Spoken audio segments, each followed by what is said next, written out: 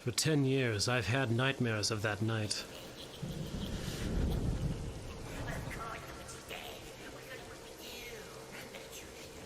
I saw our home destroyed.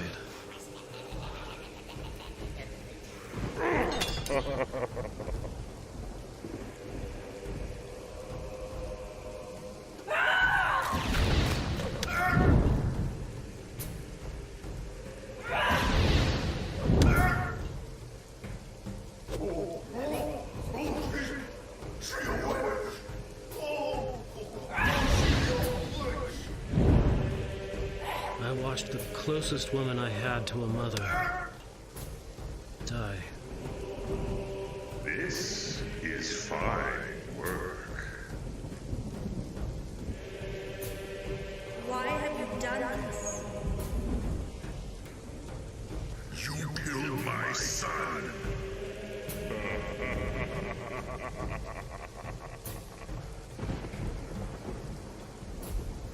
And my Laura. My greatest teacher was lost as well. No! I couldn't save the one who rescued me.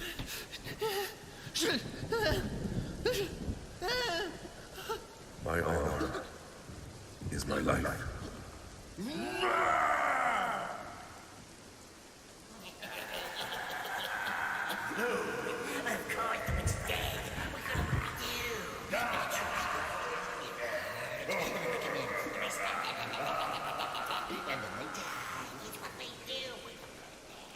I can still hear Zoran ask, Where are we gonna go? Dawn of Dragons, Season 1, Episode 1.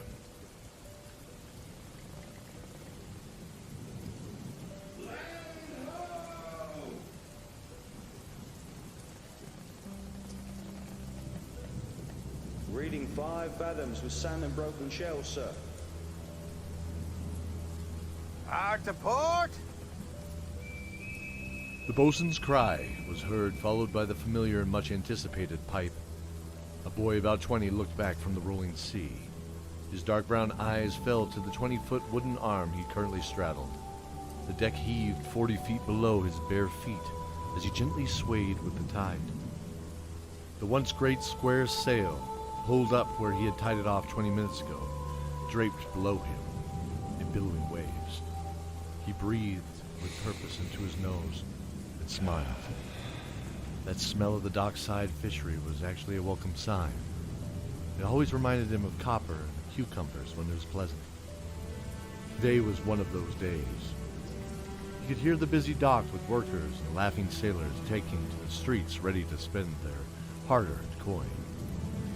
He felt the soft brown beard around his chin. 3 months. He could confirm it had been 3 months since he smelled and heard Port Lefort.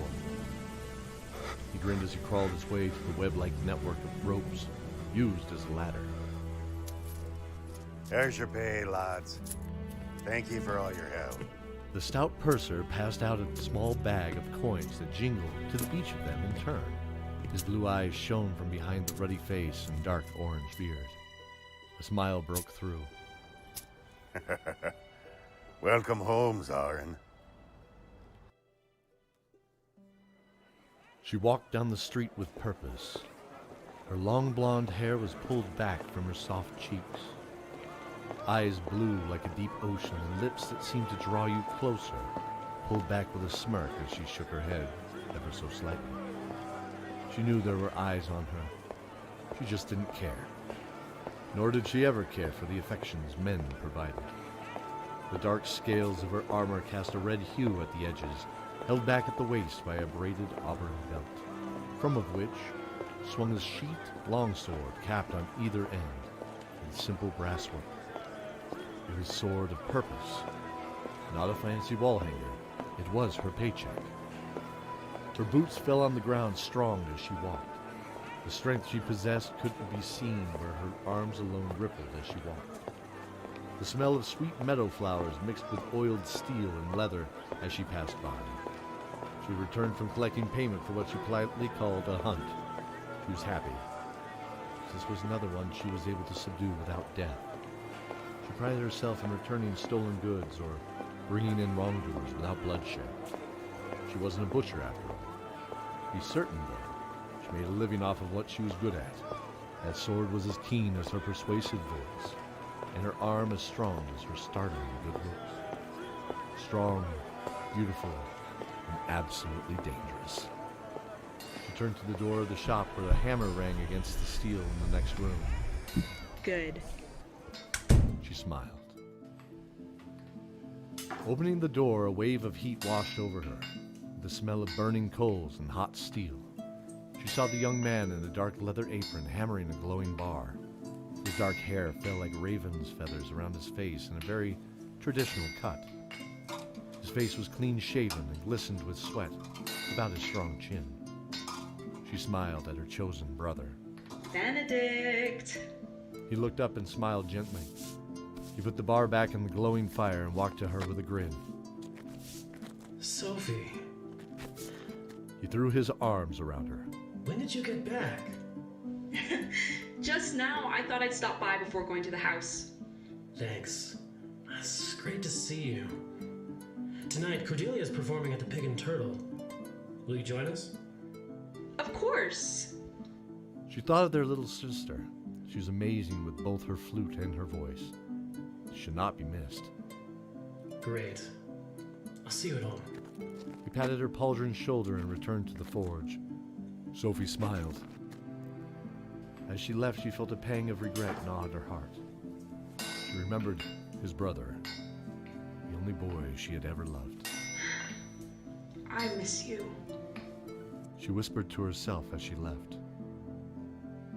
If she would have not have been in her own thoughts, she might have noticed the hammer paused for a moment, as Benedict remembered too.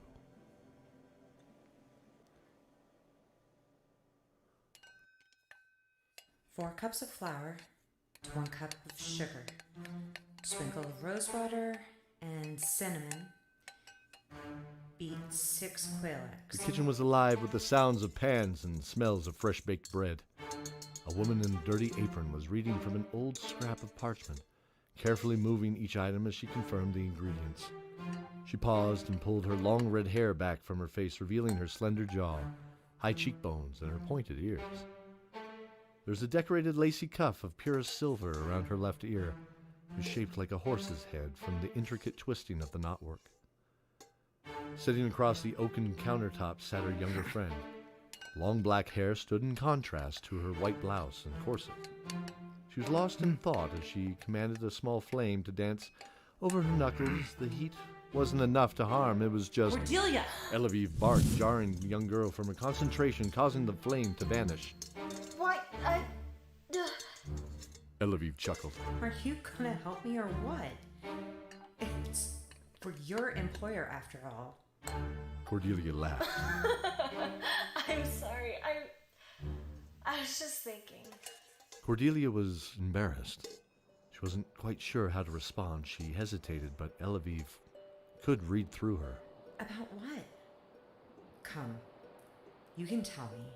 It's just, tonight is the first time playing this new song.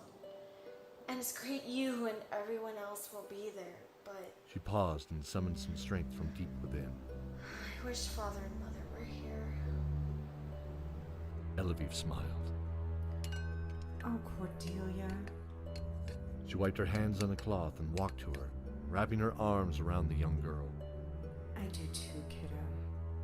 I do too. They both sighed and returned to the kitchen. Cordelia picked up the mixing bowl and spoon as she began adding the ingredients. She smiled suddenly. I'm not sure why Avar likes these cookies so much. She chuckled. I think they're a little too fancy for a dockside tavern. Elevive looked at her with a smirk.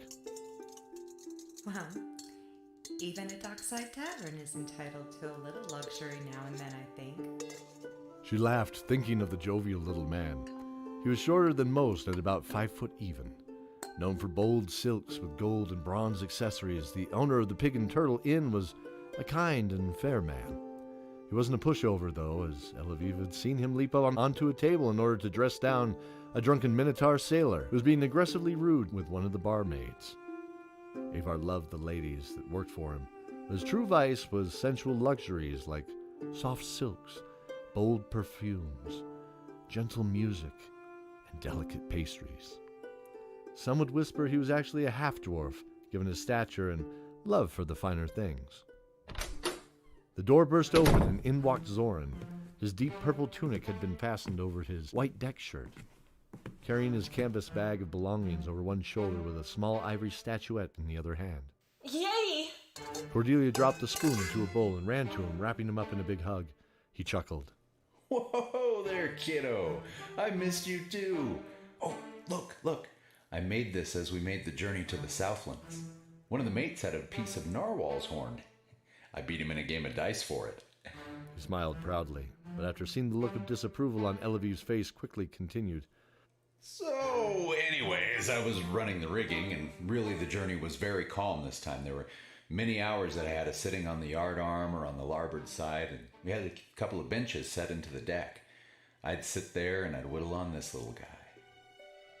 He proudly turned the small white dragon over in his hand.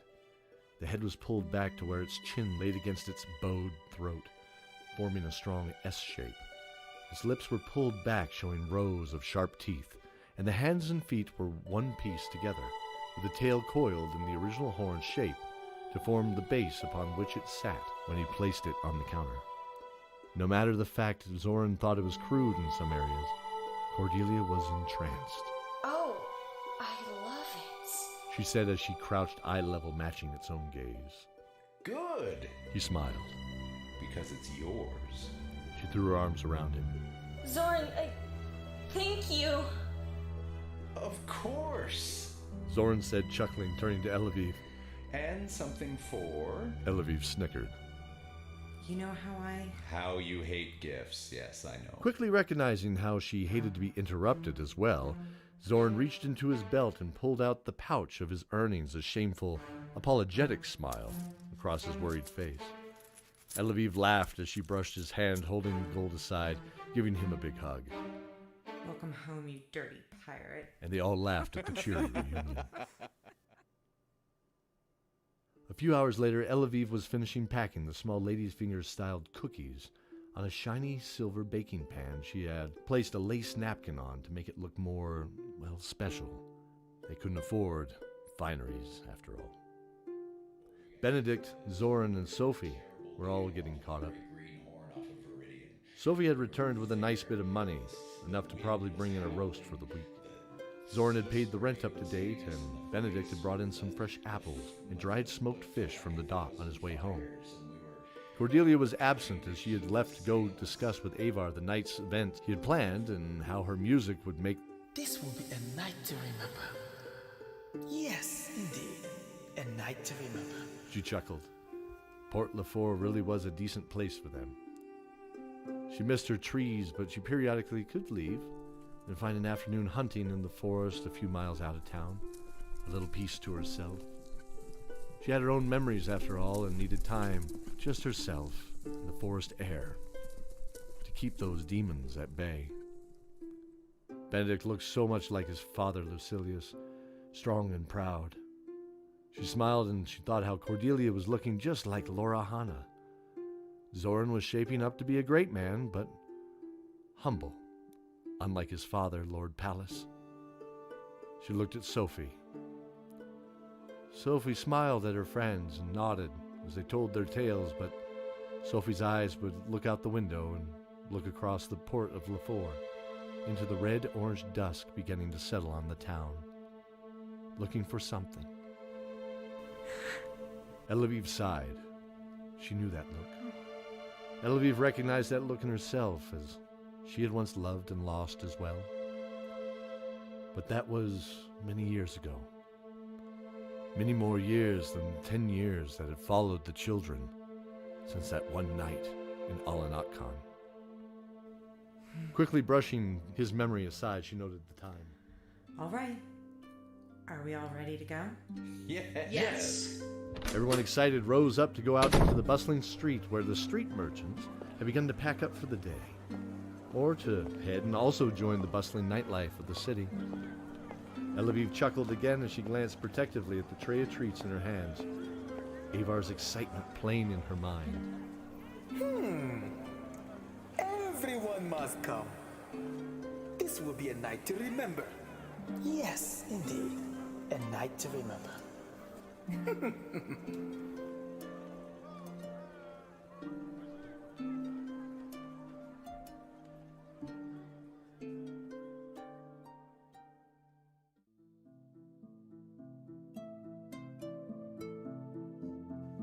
Dawn of Dragons, Season 1, Episode 2. The sounds of merriment were deafening outside the small oak room. The bloodwood table was smooth to the touch. A deep coat of linseed oil mixed with peppermint rubbed into her finger gently as she stroked it. She looked at herself in the mirror. A smile crept across her face. Feels like a full house. She looked back at the small dish of peach-colored powder and the small horsehair brush in her hand. Smiling, she dabbed at it quickly and briskly applied it to her cheeks, bringing out the soft contours of her cheekbones under her bold eyes. There was a knock at the door. Come in! A joyful face peeked in at the door's handle height. It was Avar, the tavern's owner. My, don't you look splendid? We are almost ready to receive you, my shining star. So everyone will be blinded by your beauty. Only your sweet music will save us from being lost forever. He twirled and clasped his hands together, barely able to contain his excitement. Are you excited? Yes! This, my dear, is a magnificent evening. The ale is bold, the wine is sweet, the cookies and the pastries are all lavish, and not one person is in a foul mood. Ah, yes. I almost forgot. He reached into his pocket. This is for you. You look like a queen, and you need to be paid as a queen. He handed her a small bag of gold tied with a small golden dragon for a brooch. Oh, Avar, thank you. My dear, I should thank you. Since you have come to work for me, my place is so wonderful and cheery. What we all need in this rough time. He became a bit somber. I know it won't last forever, but this establishment will enjoy you while you're here. She smiled and put her hand gently on his shoulder. Avar, I have no intention on leaving. Hush, child. He said, brushing under his eye briefly, giving her a reassuring smile. You are young, and Port Lefort is not a place to build a life. We are survivor here, you and I. You are too much of a star. I want you back in the sky from which you fell. He paused, thinking of something far away, as he took her hands in his. With a smile and a squeeze, he finally said, Wherever that is, promise me you'll find it. She smiled, knowing her little friend's big giving heart wouldn't let her leave until she agreed. All right, I promise. He nodded, and as she rose to leave, a big grin on his face, as he reached into his pocket, producing a small vial of yellow liquid, took off the crystal topper and dropped a few drops in the palm of his hand. As he gently slapped his rosy powdered cheeks with it, the smell of pine and honey came to her nose pleasantly. He smiled at her and offered his hand with a bow. Mustering up his pride and joviality, he proclaimed to her, Cordelia Shieldheart, Muse of Port Lefort, please come with me, for tonight is a night to remember. Cordelia and Avar laughed as they left the dressing room hand in hand. The smell of sweet spiced wine, frothy ale, and even a slight tinge of pungent pipe smoke filled the air. The lady's fingers cookies had been almost taken as fast as they'd set them down on the long table used for the potluck of dishes brought in for the celebration. Tonight was the first night of the annual 3-day festival in Port Lefort, marking the beginning of the trade season with the North. Half of the year, the waters only allowed trade with what the sailors called the Southlands. Though separated by continents and cultures, the kingdoms of Viridian and Trull actively traded year-round with the Kingdom of Kur, where Port Lefort resided, preferring to use Kur as middle ground for trade, as they were neutral in most wars that sprouted up from time to time. The elves of Viridian and the orcs and men of Trull were always looking for fine smith goods of the dwarves, whether golden vases with gemstones encrusting the surface, making the light dance in a room, or the dwarven steel sword that was rarely needed to be sharpened. In return, the people of Kur had to look for them for food and fineries the harsh desert couldn't provide. But only during the warmer months did the majority of the heavy merchant ships make those trips north. After the ice had broke, the sea had calmed, and so did the creatures beneath its dark waves. This was when the furs, oils, and gems of the north could be traded. The artisans of all countries looked forward to this time, as many of their goods depended on this for their own trade. The tavern was bursting at the seams. Shoulder to shoulder, people stood waiting in anticipation for a seat to open. A short man with bushy eyebrows looked and spied an empty seat at a table with 3 other people. He moved through the crowd towards it. He reached for the chair. Taken, friend. The young raven-haired man spoke to him. The little man sighed and walked away, almost bumping into a tall woman with golden hair in a reddish suit of scale mail, carrying 4 mugs in her hands. Excuse me? The woman shouted at the little man as he darted into the crowd. With a sigh, she continued to her table, remarking to herself that the bar was packed, and there was no way the barmaids could ever get to them right now, and that they were on their own. Sophie sat down the mugs and began passing them out. There we are, Lviv. Wine for you and I, ale for you and Zoran, and... Milk? Benedict asked questioningly. Sophie smiled. Yes, only the finest here, of course. He smiled and took it from her with both hands, offering a gentle nod of appreciation. Thank you, Sophie. Lviv said, elbowing Zoran in the ribs. Indeed. Thank you. Sophie chuckled with Zoran. Oi, watch where you're going. Benedict noticed the Minotaur protest as 2 thugs pushed past it to sit at a dimly lit table back in the dark corner of the bar. They had dark cloaks and hoods covering themselves, looked to be made of rough wool. They roughly shoved a terrified man into a seat and sat to either side of him. His wide eyes seemed to dart back and forth from behind the dirty, unwashed face. His thin, scraggly beard framed the gaunt and wiry features of the man as he trembled. He was dressed in dark black armor that hung loose from his body, barely finding anything to hold on to. Benedict could feel his own hair stand on end. He started to turn a hand back to the table without taking his eyes off them.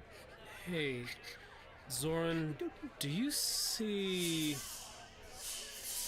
Avar stepped out onto the oak stage. Towering over the crowd, he wrapped a cane topped with a lion's head on planking, echoing through the room. The crowd grew silent. Ladies and gentlemen of Port Lefort, tonight we celebrate together the new season, and together may the stone judge us to be worthy of a great riches. The crowd erupted in cheers. He looked at the crowd and smiled, stretching out his arms, embracing the cheers and soaking the energy in.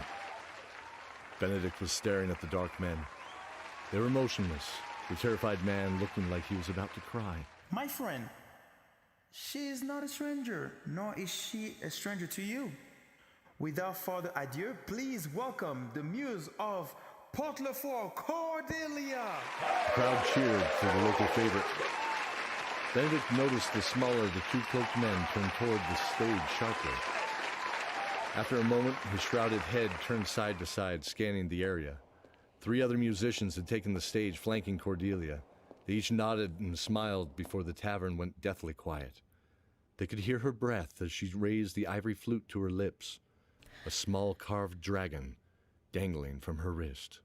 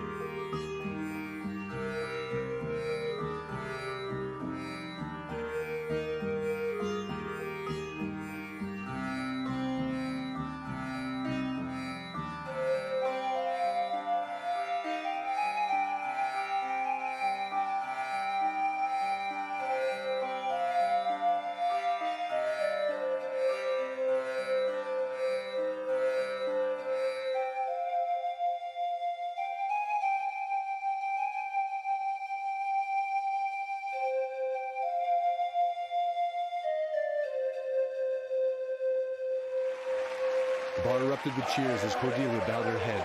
The other musicians smiled and applauded her as well. They launched into an upbeat melody and the room began dancing. Zoran leapt up and slammed his empty mug on the table. With his usual flair, he offered his hand to Sophie. She laughed and waved him away. Well, fine then. He grinned and then, bowing, began to join a few sailors in a rowdy hornpipe dance. Sophie and Eleviv cheered. Benedict was staring at the dark men. One roughly grabbed the terrified man and jerked him out of his seat. The other nodded as they made their way out of the bar. He tried to get the attention of his friends, but he found it hopeless. Benedict, though someone who followed a moral code of honor, wasn't a stranger to the occasional bar brawl after all, and had a few scars marring the 20-year-old's young face. Action being imperative, he rose up and followed them outside into the street. The market square was 100 feet on all four sides, with a fountain of gray stone in the center of the smooth river rock cobblestones. The fountain was depicting a lion and a bear facing east and west respectively. People were still making their way to the Pig and Turtle. It was the biggest tavern and was known for the best entertainment. Other shops lined the open square, and people strolled through, making their way to the various destinations. The smell of fruit, the sea, and spices filling the air. Just tell us when. I told you everything. Benedict saw at the end of the building he had just walked from, there were the two men, one gripping the collar of the small man and roughly interrogating him. You there! Benedict started to jog to the men, his hand resting on the brass pommel of the broadsword swinging at his hip. They jolted, looking at him obviously startled. The small man broke free of the grip and ran down the dark alley, chased by the larger man. The third man, the smaller of the cloaked figures, stood up straight and shook his head, looking very annoyed. He turned and ran across the market. Benedict recognized the tactic and knew him to be the one with the answers. Sprinting through the street, the man leapt over a small cart and pulled a stack of apple crates down to separate his pursuer. Benedict dodged around them deftly and continued to sprint, the broadsword clanking at his side. He noticed the man was not hindered by a sword. The man dodged into a clothing shop, and as Benedict neared the entrance, he quickly unhooked his sword belt, where it clanged to the steps just outside the door. Move! He shouted at the terrified shopkeep, who dodged backwards into a pile of soft linens for sale. The dark man spun around just in time to catch a fist across his right cheek and a shoulder into his chest, pressing him into the wall. Benedict could smell trail dust and the musk of a man that had been on horseback for a very long time. Wait, you don't understand. The voice sputtered out of breath from behind the dark veil, his blue eyes determined. Who are you? Why are you here? Benedict gritted his teeth. What were you doing with that man? The shrouded man grabbed Benedict's arm, his dark sleeve falling back. Benedict's eyes grew wide. Listen, we've traveled a long way to warn this town, and I don't have time to explain. Something horrible is about to happen, and that man has the details as to when. Benedict was staring at the man's arm, trembling. It can't be. What? Benedict nodded, with the tremble still not letting down his guard. Where did you get that scar? That has nothing to... Where? The man sighed and looked around, judging his options. Realizing the best one lay in front of him, he took off the dark veil, revealing a short weeks old soft blonde beard, and pulling his hood back, the sandy blonde locks fell across his cheeks. I saved my brother from a fire many years ago. Tears welled in Benedict's eyes. Benedict? The man's eyes welled up, years of solitary pain and hope boiling to the surface along with his tears. The long-lost brothers embraced in that shop. I thought we lost you. I did too, honestly, and it's a story I promised to tell you soon, but we need to... Screams erupted from the square as flashing fire illuminated the terrified shopkeep's face. We need to go. Bolting out the door, Benedict grabbed his sword from the ground, the red glow of erupting fire casting eerily familiar upon the dark leather scabbard. Looking up from the damp cobblestone, he saw them. He saw the dragons.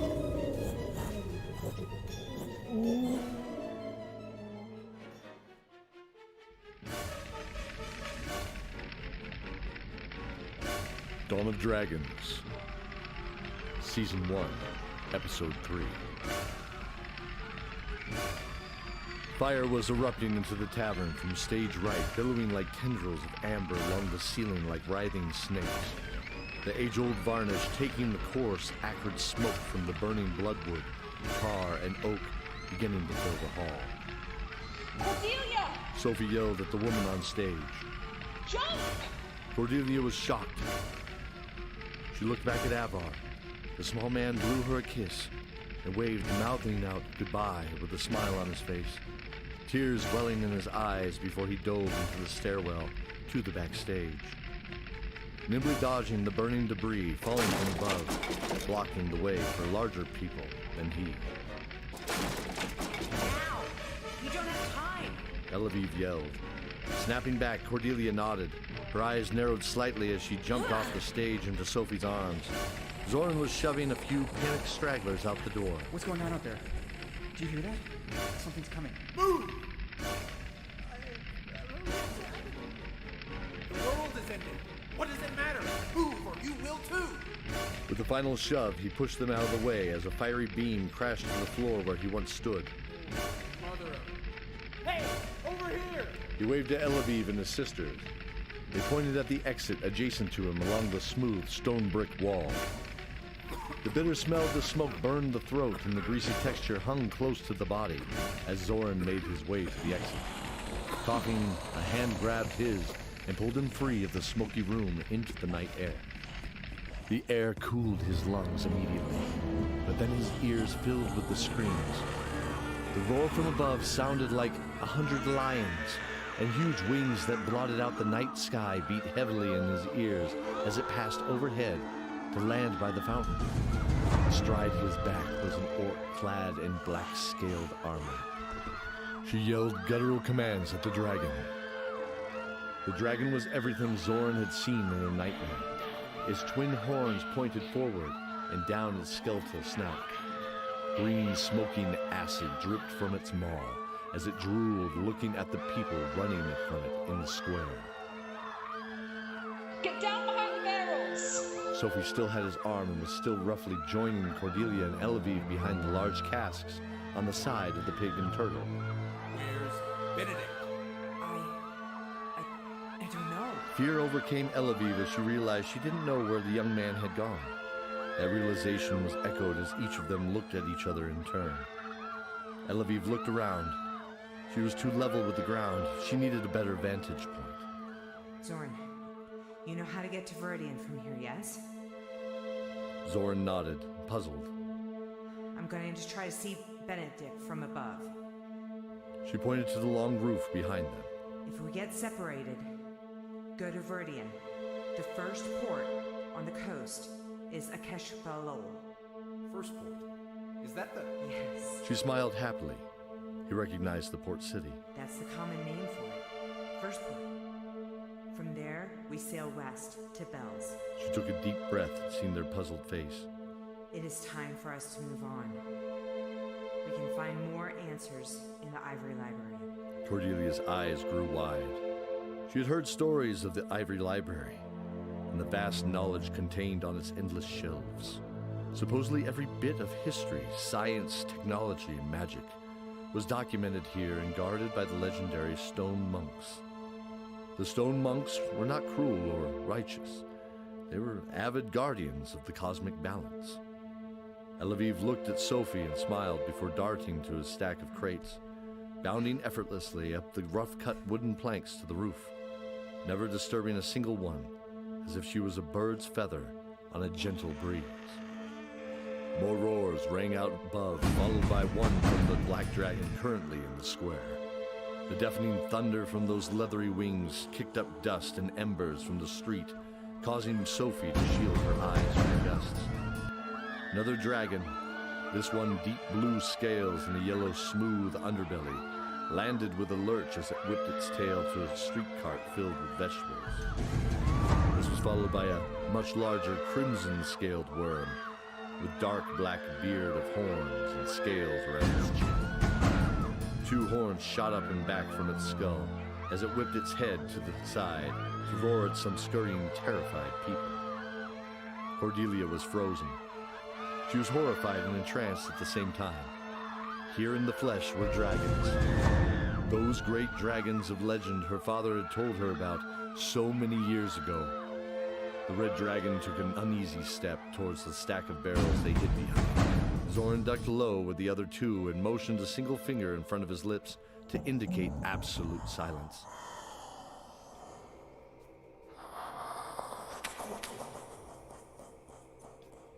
The dragon's head swept by the barrels with a single yellow eye of curiosity.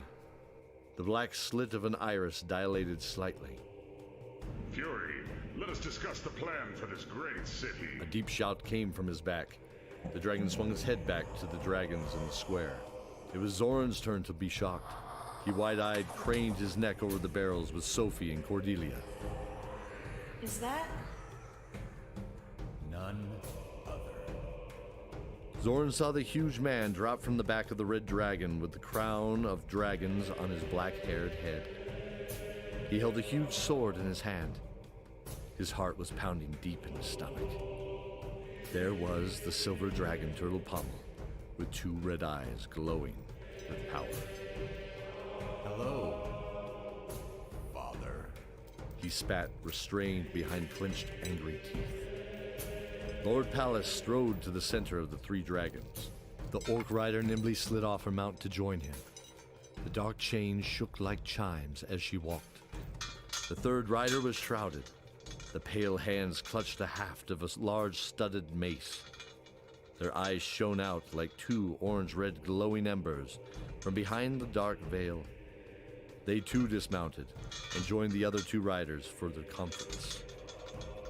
With this, Kerr is ours along with Bloodwood and most of Viridian. Most, not all. Rotten elves still hold access to the dark reaches. No matter, we are victorious. They will soon fall. They hold fast, but we must not let them escape. The pale figure hissed, the dark shroud of his face falling away to show a single sunken cheek. This is defeatist prattle. He turned to Lord Pallas. What now, my lord? We will raise the town for supplies and set up a garrison. Then we will make our assault on Viridian. He grew very cold as he thought deeply. Our underground allies must be freed. They will be the key to my ascension. The orc leader laughed and pulled a horn from her belt, sounding it.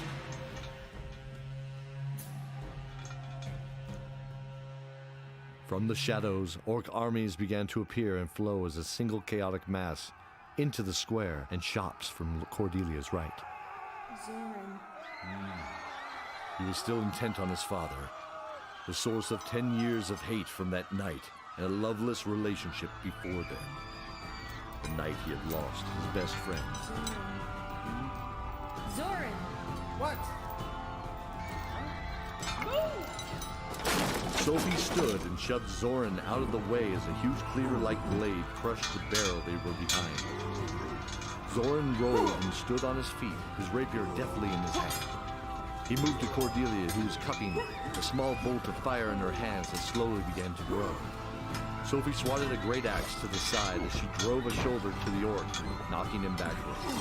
Cordelia, her eyes closed, and she mumbled some arcane words before throwing it at the orc in front of Sophie.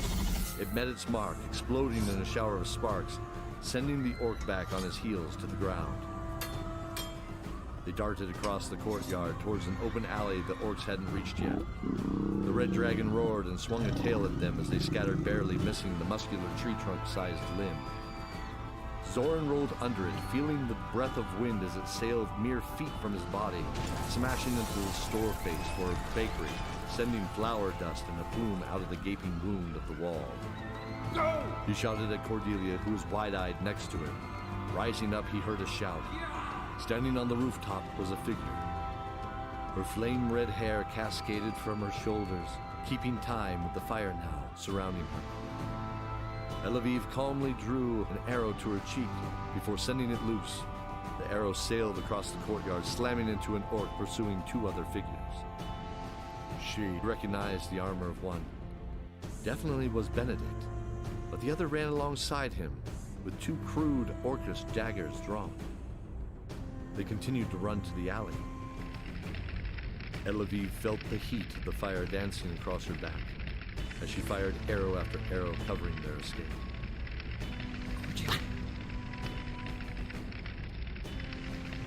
Zoran. Sophie. Benedict. She saw the figure next to Benedict running. She saw him whip around an orc in the same fluid motion, cut him down with those 2 daggers. Whoever he was on their side, and therefore she had him too. Arrow shot. The flame grew higher and hotter. Just a minute longer. Please. She fired. The flames could reach her arms now. It burned, but the children were almost safe. Just a minute longer. She had to hold strong. She fired again and again, ignoring the searing pain in her arm. The smell of smoke and the burning was nauseating. Tears welled in her eyes. She would do this. She would do this one last thing. They had reached the alley.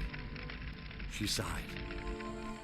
They had made it. She saw the shrouded man look at her, with one arm raised in acknowledgement. She knew those eyes. Could it be? And with a nod, he disappeared. In that moment, something familiar washed over her. A memory at the forefront of her mind. Tears flowed as she looked at the rising face of Fury, his face glowing with a bright red fireball burning in his mouth, glowing and growing. She laughed inwardly to herself, dropping her bow to her side. She thought of all the happiness she shared in this life. It was a good day. She thought of her love and their lost friends, and hoped that they would all meet again in this next life. She took a deep breath of the smoky air, smelling past the smoke, past the salt sea to her soft, sweet-smelling trees. She smiled wide and closed her eyes, remembering her promise. I held the oath, Argus. May the knight and maiden watch them now. Throwing out her arms, Elavie embraced the white-hot fire of the dragon.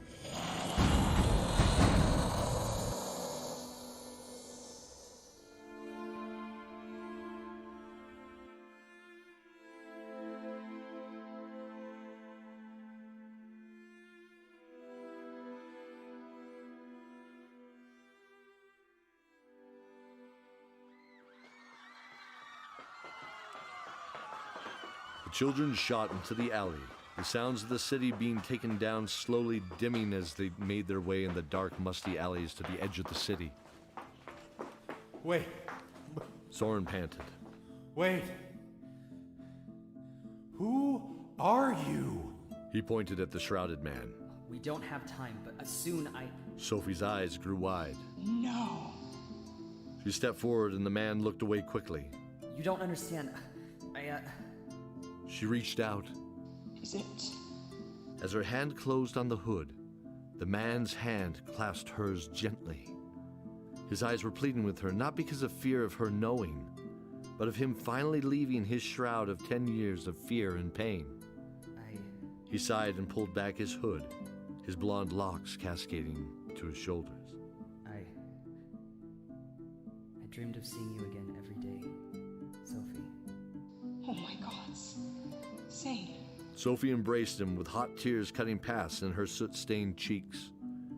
And Zane wept too, as Zoran, Cordelia, and Benedict joined them all together once again in the dark alley of Port Lafort.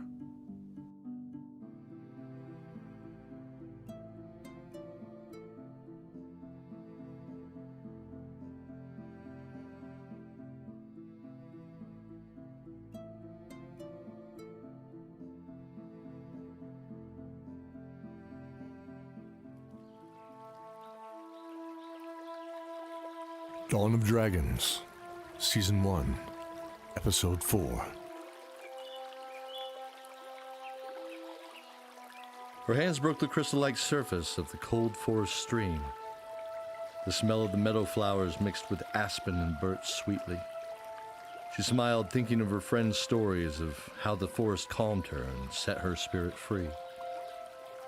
She blinked a tear away gently, knowing Elaviv was gone, her spirit free, hopefully, in her beloved forest. She took a deep breath, bringing the icy water to splash gently about her face.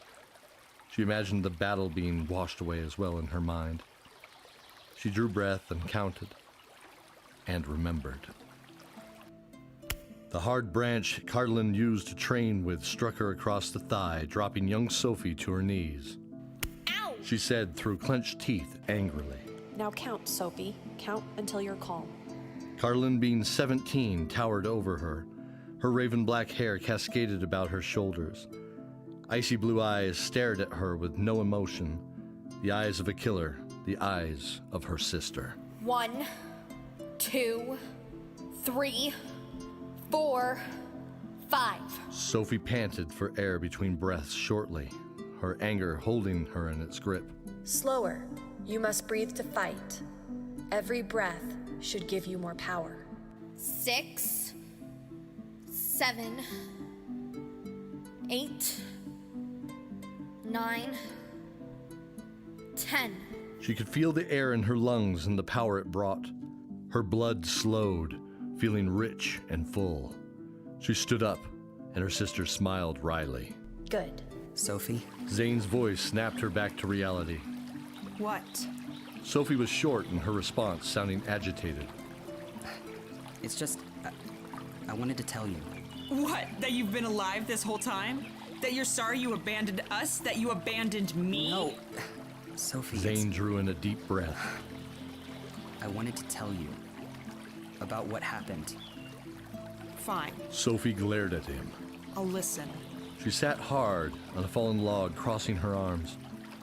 Truth be told, she very much loved this familiar ghost of a man before her. His eyes and voice were all the same she remembered for the last 10 years. The boys she thought dead, and they all thought dead, had returned. Now here they were, in the same place again. Was she still that same little girl he knew? What of him? Was he still who she remembered? Or was it like Elaviv's cookies, where they may have been better in memory than in reality? So now, after escaping the town and camping last night in the dark forest, he wants to talk. Inside, she was screaming for answers. But as Carlin had said, We win because we wait. Zane was staring off into the distance, where the forest opened up into a glade. The birds' soft chirping and the cries of the occasional hawk were soft on the ears, as the breeze was to the touch. I woke up on the back of a horse bouncing with my hands tied. The smell of the horse and the dried sweat and blood caked to my face was enough to make me sick. And by where I was at and the side of the horse's leg, I already had. We had been riding way out to the west from the town, I gathered.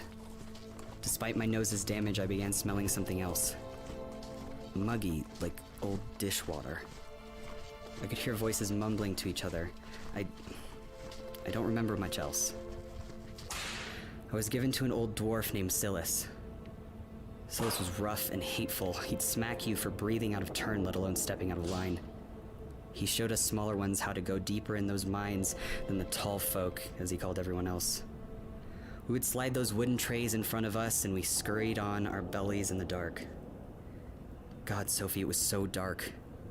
Blindly groping at the walls for ore to bring back to the smelter. Ore to make iron, and iron to make steel. Steel to make weapons. Weapons for his army. Over time, we grew accustomed to it a bit. Not like the elves or dwarves can see in the dark, but we could almost sense shapes in the dark.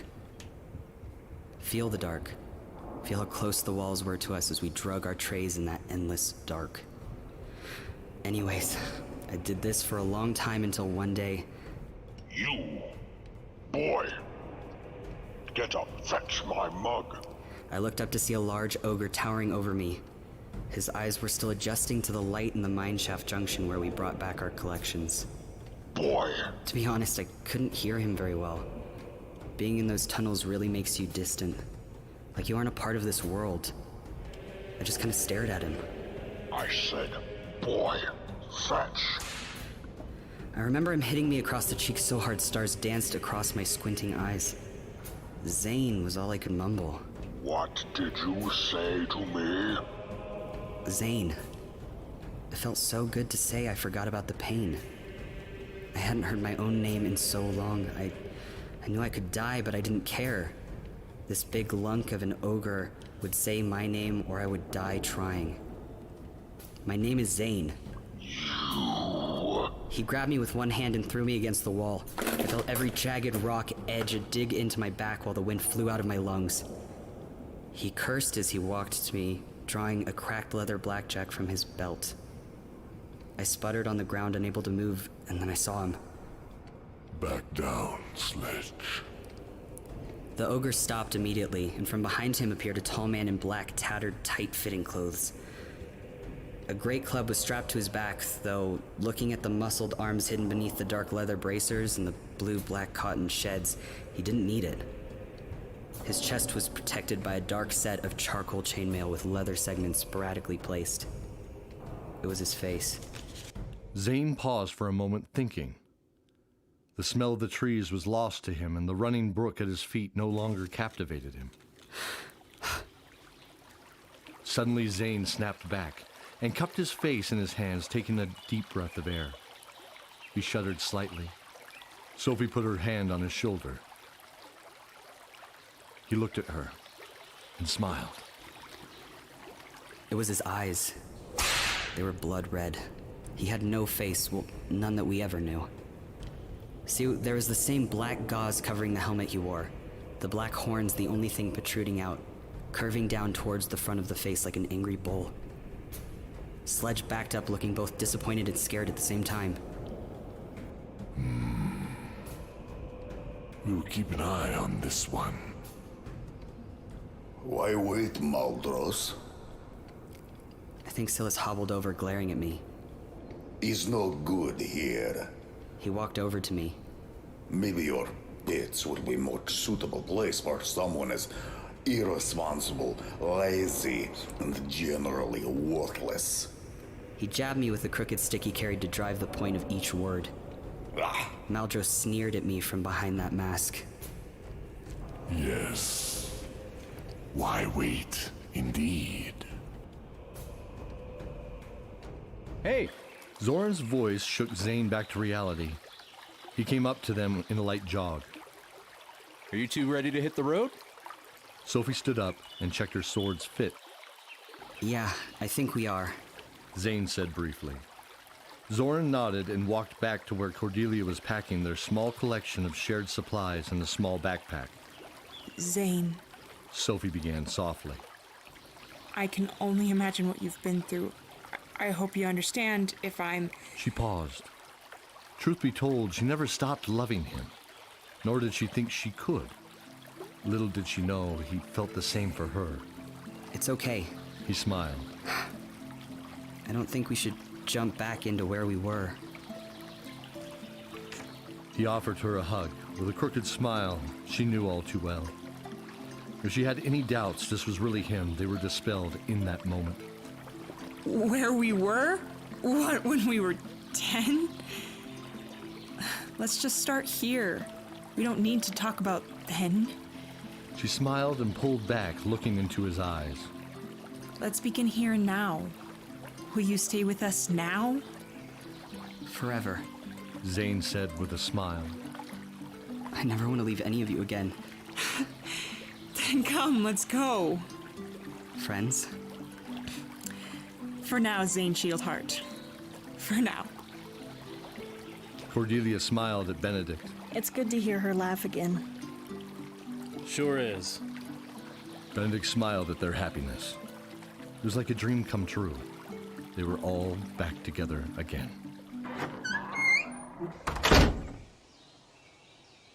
They traveled for 4 days in the forest and meadows, trying to stay off the roads themselves in case sympathizers from Pallas's army might appear. On day 3, they rounded a hillside and could see a small encampment of dark armored soldiers tucked back in a glade, as well with a red dragon feeding on some freshly slaughtered cattle. She was slightly smaller than Fury, and the beard of black horns wasn't nearly as full, Zane noted. Scouting party, he said to Zoran in a hushed tone. Zoran nodded in acknowledgement. Cordelia's face showed her curiosity. Zane smiled, remembering his cousin's fascination with dragons. A few hours later, once they were a safe distance away, he broke the numbing silence. Hey, Cordelia. Yeah, Zane? Do you see the beard on the dragon? She nodded. It's not as full as the one Pallas was riding. That means she's younger, not as powerful. He thought about what he said, and corrected. But still way too dangerous, though. Not even the mighty Benedict could take her down. Benedict shot him a warning eye that made Zane laugh. Thanks, Zane. Real cute. There she is, gang. First port. They came out of the trees overlooking a rocky cliffside to the sprawling green valley below. The mid-afternoon sun to their back and right made the trees cast a cool shadow across themselves. To their left, they could see the port city on the edge of the expansive sea, the salt air breathing into their lungs. Zoran clapped a grinning Zane on his back, who was in thought, chewing a small blade of grass. Smiling in return, he pointed at the docks, and they snickered at some private joke. Benedict was in awe. It's so green. No wonder they call this land Viridian. They all stood silent in that moment. The birds softly called from the trees. Drifting, they heard her voice on the breeze and could smell the elderflowers and honey that always accompanied Elaviv's graceful elven footsteps. She would have so loved to have seen this. I think she has. Benedict said. Then he smiled, placing a hand on Cordelia's shoulder. In fact, I think she's here with us now. And in that moment, Sophie closed her eyes and smiled too.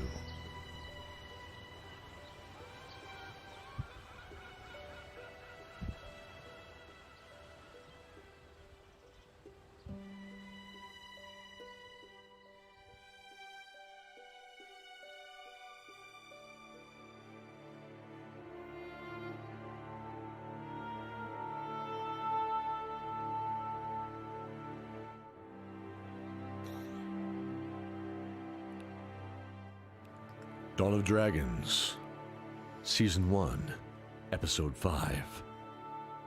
Bells. The man stroked his leathery face with one hand, brushing the edge of the thick salt and pepper mutton chops framing his cheekbones. Above them, the icy blue eyes peered into Zoran's heart, searching for some reason to deny his request. He was sure of it. His other hand cupped the burgundy bowl of a long-stemmed pipe. Zoran never saw the man light it, and he noted that there was no thick smoke that seemed to swirl and stick greasily to the skin as he expected. The ship's captain absently chewed on the end of the prop and stared coldly back at Zoran. Why are you and your family going to the new country? He squinted an eye. To seek your fame? He paused. Well, sir,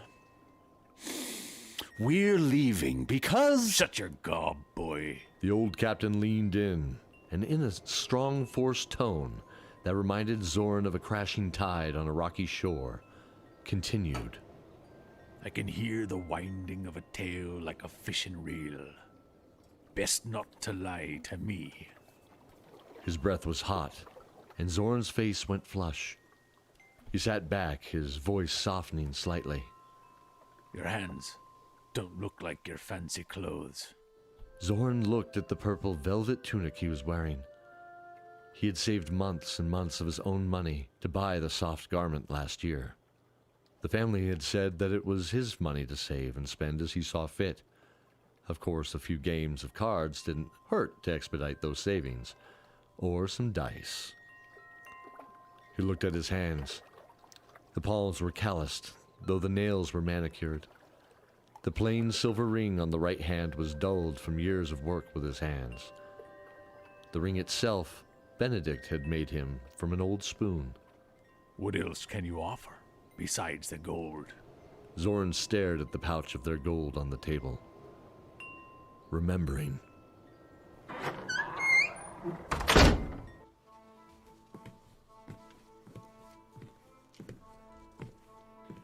Room 12? Cordelia was walking in the front, down an oily oak hallway. Benedict called back.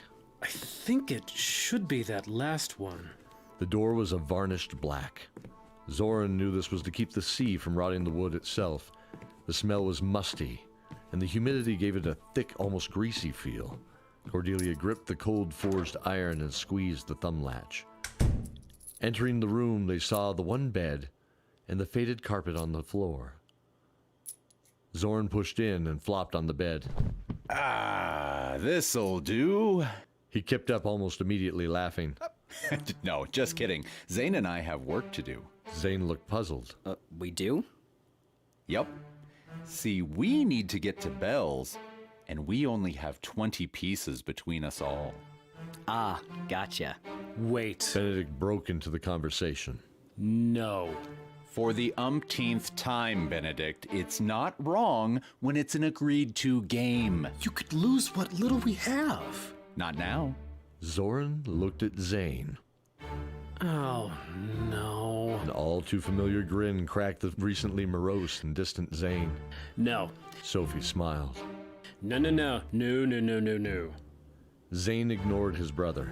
Four-legged kings? No. Zoran smiled wickedly. Empty sleeves. Zane nodded, still smiling, and held his hand out to his best friend to shake heartily, both chuckling. Oh, no, this is bad. No. Benedict was beside himself, distraught.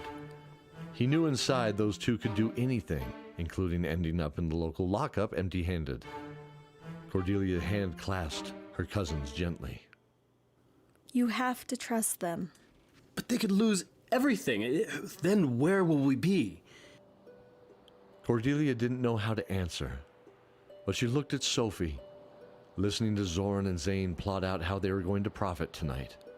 They were chuckling excitedly, and Sophie's strong shoulders now were relaxed, as if she had sat down a large knapsack of heavy goods. Her stoic and cold features softened, and Cordelia saw her smiling, a smile long since missed. She smiled too, and turning back to Benedict, took his hand with both of hers. We'll be right here, Benedict. Together.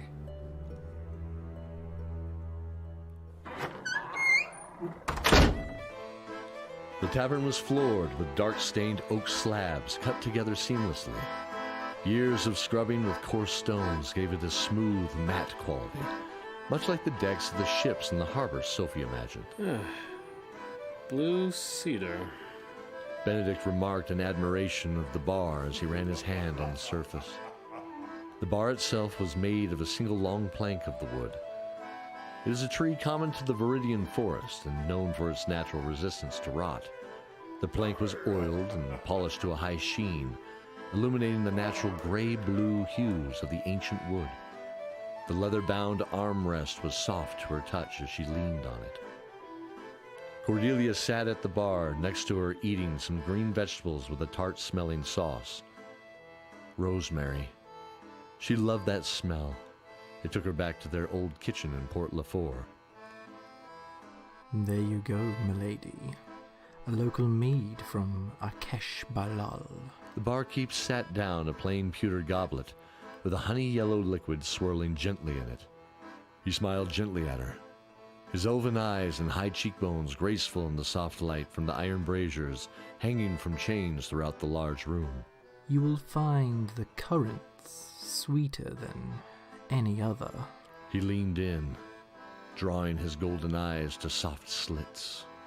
As are many things in this fair city. Really? She too softened her voice. Yes. He leaned in further. She whispered in his ear gently. Just not you, right? I find you rather... She wrinkled her nose as she shook her hands as if freeing them from something wet and unpleasant. His eyes flew open, his face growing flush. Madam, I never would have insinuated that I would ever. Cordelia laughed. It's quite alright.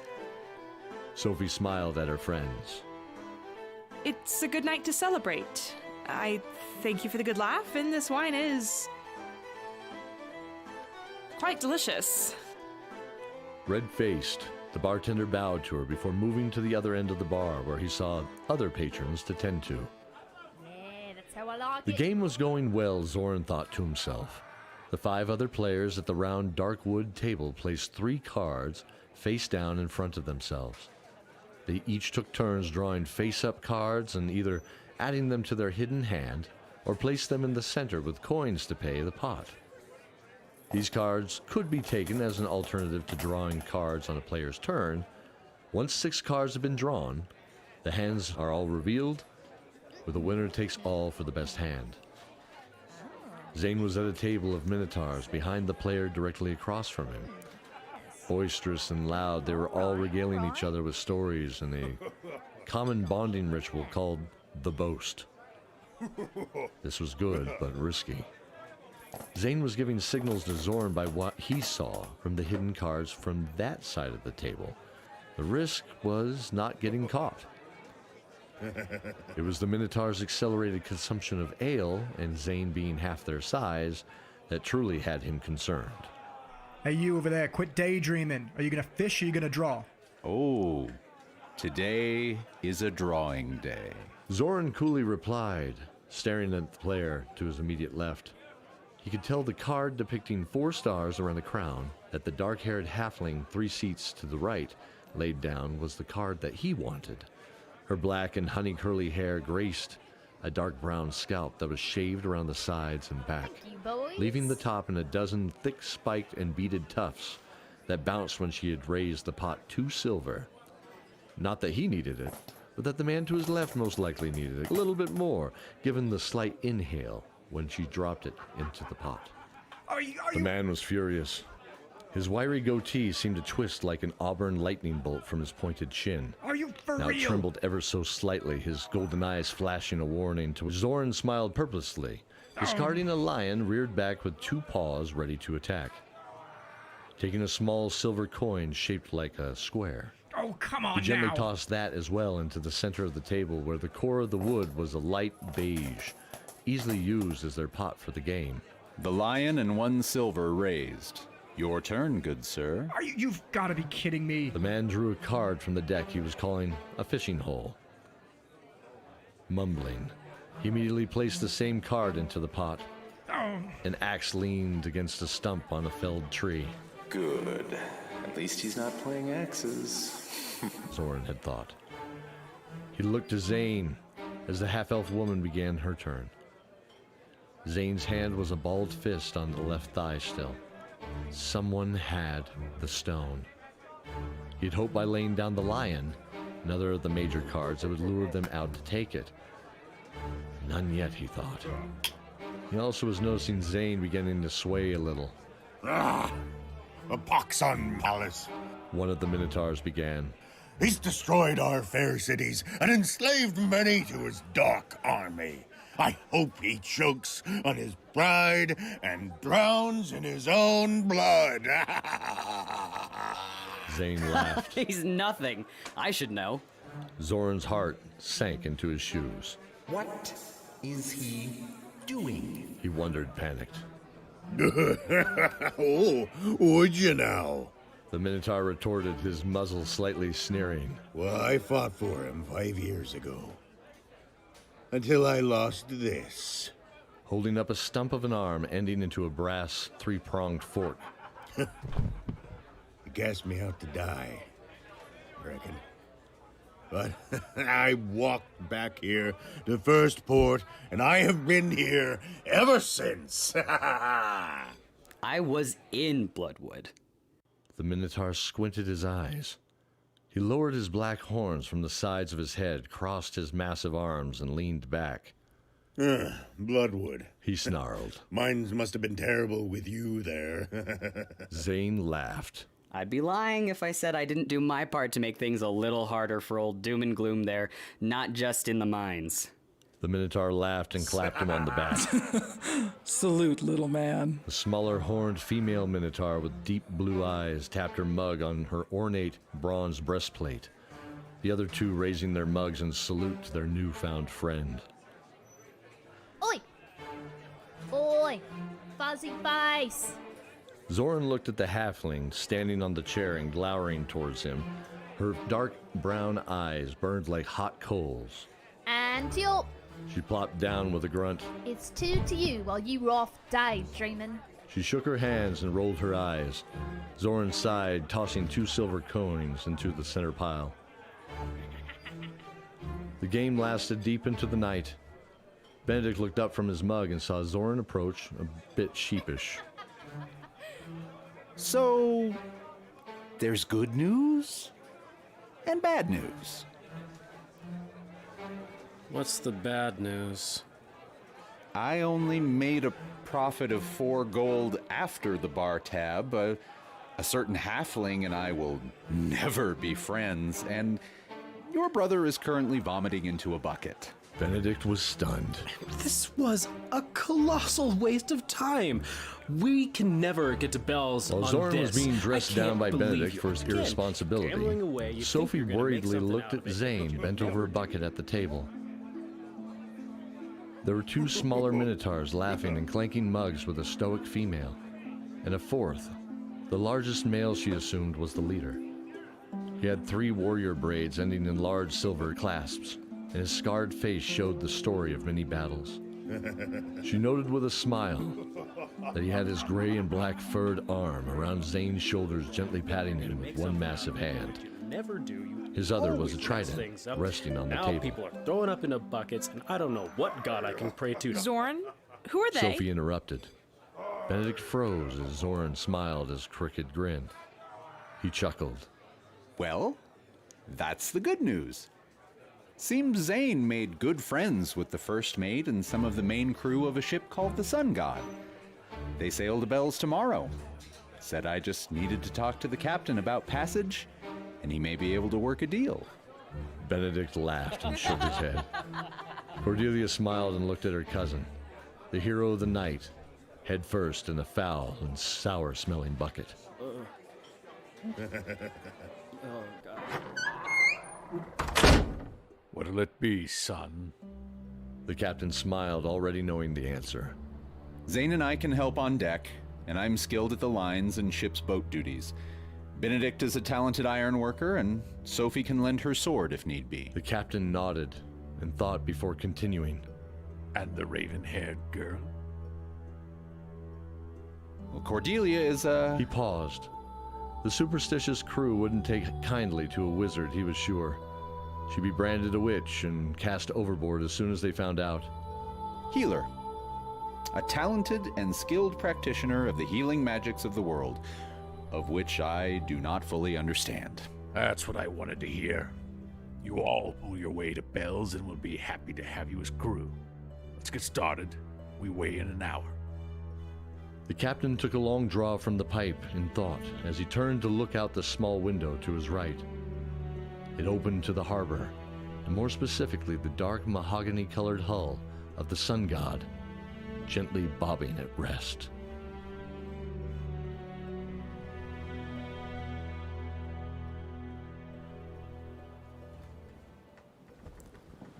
Dawn of Dragons, Season 1, Episode 6. The waves rocked the bow like a whale's deep heartbeat. Benedict smiled, looking out across the white-crested waves as they cut a swath through the cerulean and azure ocean. The smell of kelp and sand days behind was replaced with a familiar charcoal and iron as he bent the 3-inch O-ring into place on the anchor. Jolith, the pewter and onyx-haired minotaur, looked on with interest as he skillfully drove the hammer in steady blows, driving it to its proper form. There's a grace in what you do, Benedict. He said, gripping one hand on his notched saber. Thank you. The words seemed to push the 7-foot giant into a state of peace. The scars on his face softened, and the veins on his muzzle relaxed a bit. The thanks is ours, Jolith. Benedict firmly pulled the glowing iron from the coals to place around the horn of the anvil. My family is grateful for the passage to Bells. Joliffe nodded. He raised a hand to a female minotaur who nodded back. She was on the other side of the wide deck next to the beige-clad Zane, his dark cloak being left below in the sun, and looking across the waves to the west. Kiri, do you think we all have a place here in this world? Of course. She stood straight, and her eyes smiled. We all have our place. The water is life. She grinned, putting her hand on his shoulder. But battle. She smiled. Battle too is life, my friend. She paused. Is it not the same for you? To meet an enemy is one thing, but to clash steel together in combat. She took in a deep breath and gripped the axe at her side. That is when you know a man. He looked at her. Just a man. What about you? She laughed. What of me, my friend? Her eyes softened. Is it because I am female or a minotaur that you question? Man, minotaur, orc, even the halfling. Do we not all revere the sea? Zane nodded. She drew closer. He could see the bay-colored fur around her muzzle brush gently in the salty, warm air. The sea is a battle upon itself, the oldest battle. Am I right? Zane, the storm on the sea isn't good or bad. We just know that with it we travel, but against it will bring tragedy. He looked confused, and she smiled again. Not all is as it seems, Mr. Shieldheart, nor is its intention as clear as we wish it to be. Ride your waves. Don't just fight them when they seem to oppose you. This will keep you from drowning. Zane smiled, clapping her sinewed and taut cannonball-like shoulder in a broad smile. He looked to the rigging above. Full sails whipped above him in the noonday sun, providing some shade. Zoran looked to the rigging as well, standing to the rear and port end of the ship, his arms aching from restocking the 6-foot-long harpoons by the ballista. Each was fletched with a triad of stiff leather fins, tarred with a dark pitch that, once cool and dry, could withstand the water spray or impact. Last night, the bindings must have broke loose in the afternoon squall, sending the steel-tipped bolts sprawling. There wasn't that much cleanup, he noted. This was actually the last of it.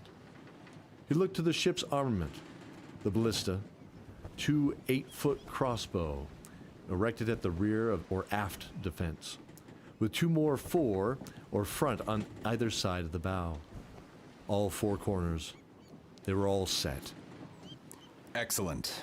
He hoped it wouldn't come to it, but he had used these to repel boarders or even once a huge sea serpent threatened to capsize the Mako, the last ship he served on.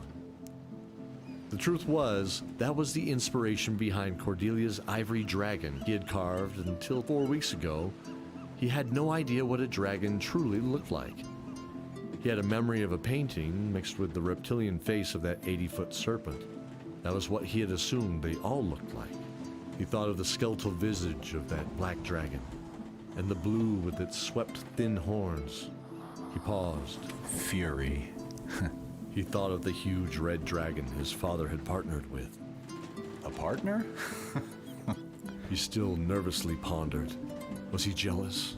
Jealous Fury had access to that respect he dreamed about? That he hoped his father still retained some level of humanity beneath it all?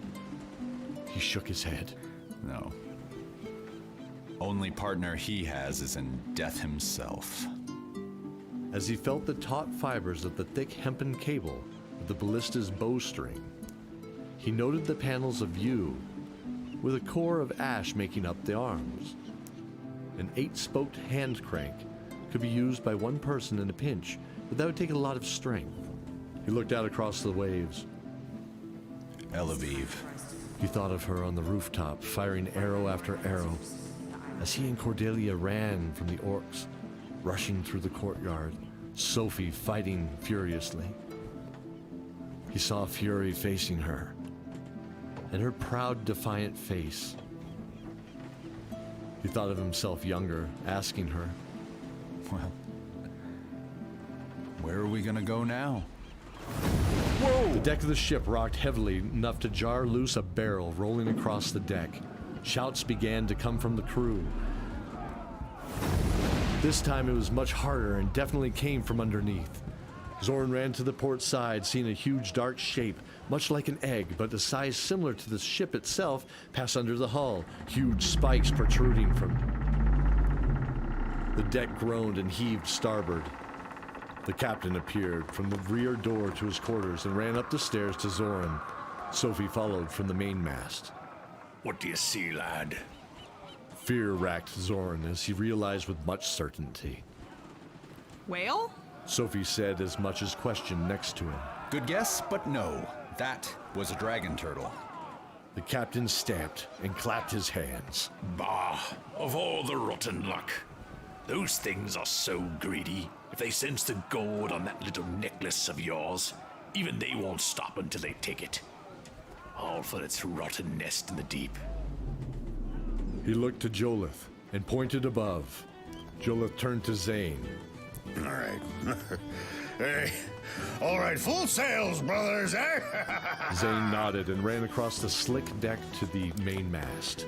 He was skilled at climbing, bounding up the iron rings to the first and largest of sails. These were already dropping from two shirtless, deep-toned sailors straddling the long arm. The wind was filling them, the mast groaning under the strain. He spun to keep going, his foot gripping the first iron rung, and then the next hands reaching for the rungs above to the next sail. The shock hit the ship full force, rocking everything starboard. Stand back! Benedict had long since extinguished the coals of the forge, but his heart fell when the door flew open, spilling the remnants of warm black ash to the deck. No fire followed. Thank you, Night Lord, for your mercy. He looked up and saw his brother 40 feet in the air from the swaying deck. He was untying the upper sails, freeing them. They flared below him as they took flight. Zane swung back to the mainmast with a cat's grace, descending quickly. Cordelia ran up to Benedict. It's a huge dragon turtle. She was both terrified and excited at the same time. Benedict's heart dropped as he remembered the red eyes of the sword's pommel, the pommel of the sword that killed his adopted father, Erebus. They sprawled to keep their footing. He looked to Zane. He had barely reached the lowest sails when he saw him lose his grip and plummet 20 feet to the hard deck with a thump. Zane! His brother's form was still on the deck as he ran to his side.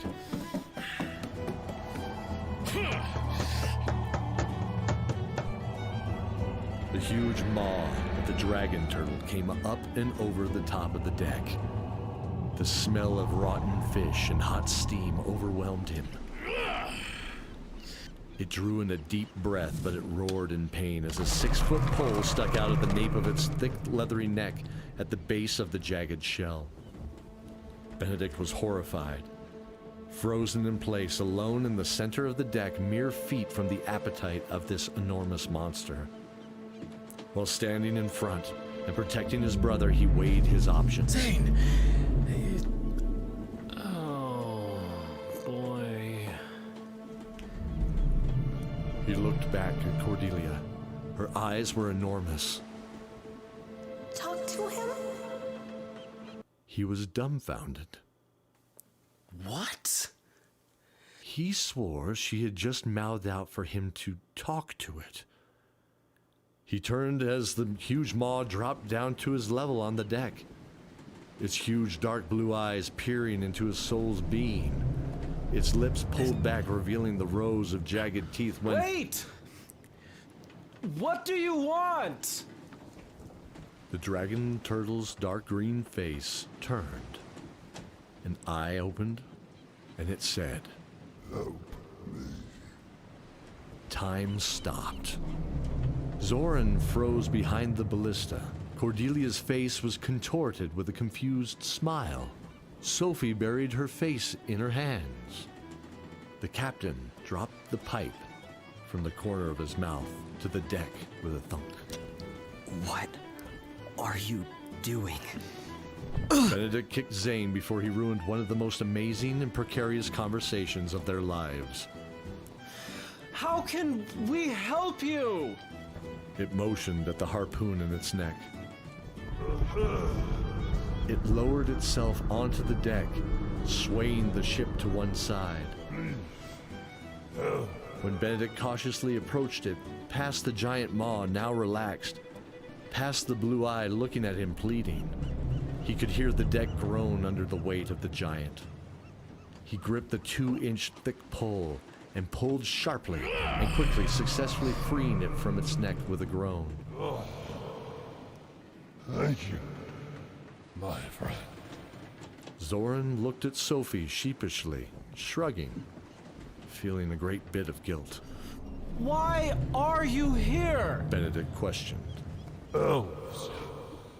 Sea elves. Stole something from me. And I thought you might be with them. We know of no sea elves. Thank you, my friend. Please, if you hear of an onyx conch shell, please come back to this spot and tell me. Benedict nodded. The huge beast, as quickly as it had come, then slid off the deck into the water, returning the ship to right itself, bobbing on the sea.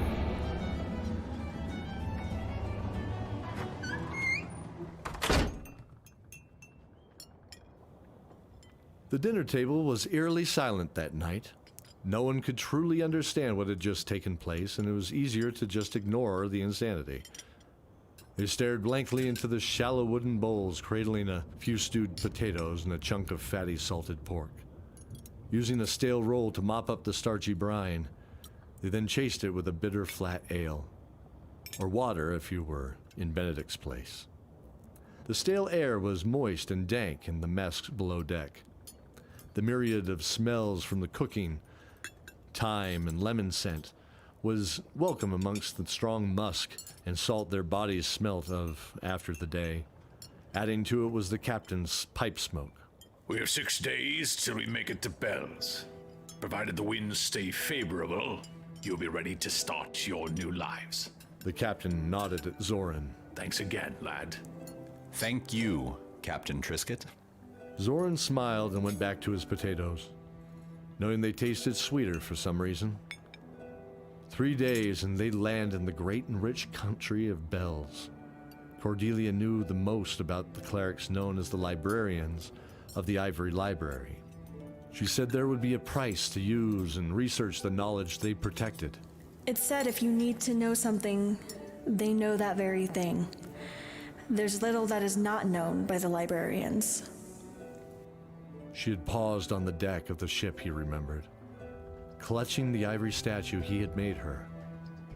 He noticed the face fading a bit, worn where her thumb caressed it, worriedly.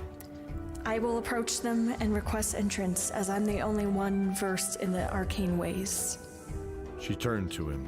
We will get our answers. He chewed slowly as he looked from the table to the corner of the room where Sophie sat with a limp Zane cradled in her arms across her lap. He chuckled inside.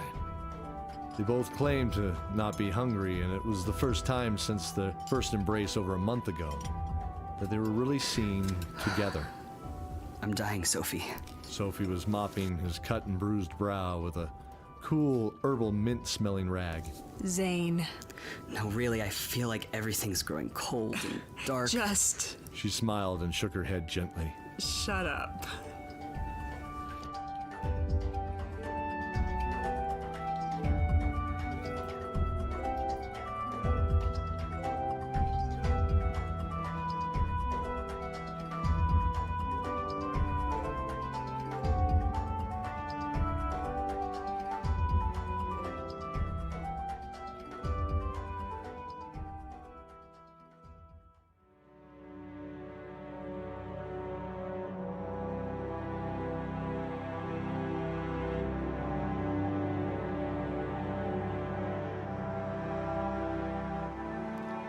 of Dragons, Season 1, Episode 7.